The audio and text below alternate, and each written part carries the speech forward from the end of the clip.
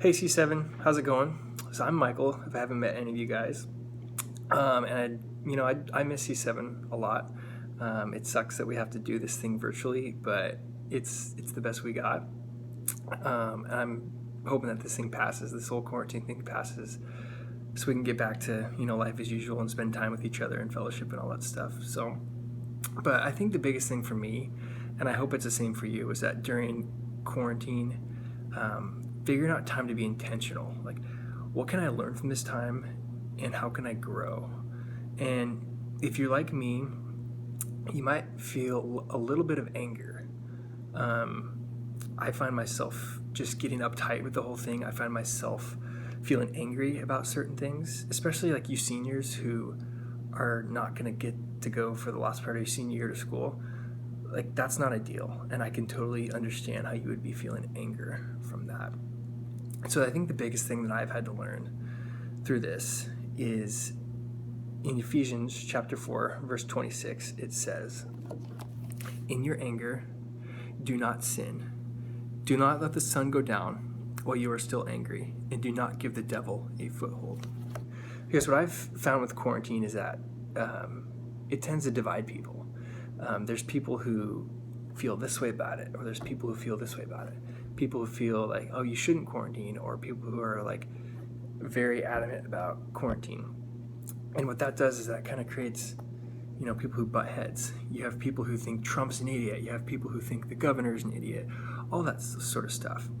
And with me, like I can feel that myself just getting agitated and angry with people, and that creates stress and anxiety. And God doesn't want that, because that's sin, and that's why you feel stressful. And so for me, one thing I've had to do is to live by this verse: in your anger, do not sin.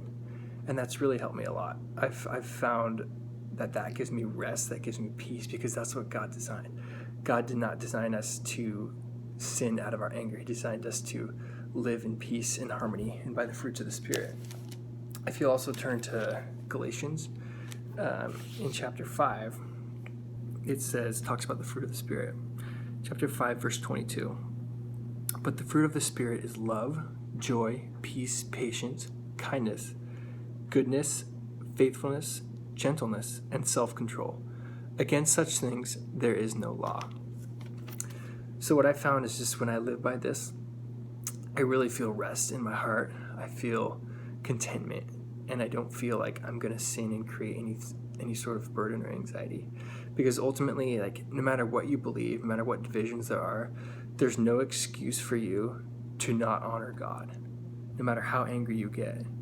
And so if you're like me, no matter what is being thrown at you in quarantine, just remember, in your anger, do not sin, and live by the fruits of the Holy Spirit. And I guarantee that will bring so much faith, trust, and just rest to your heart.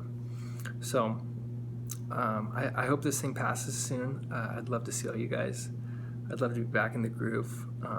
But until then, I just hope that this resonates with you, and I just pray that God will just bring rest to your guys' hearts. Take care. God bless.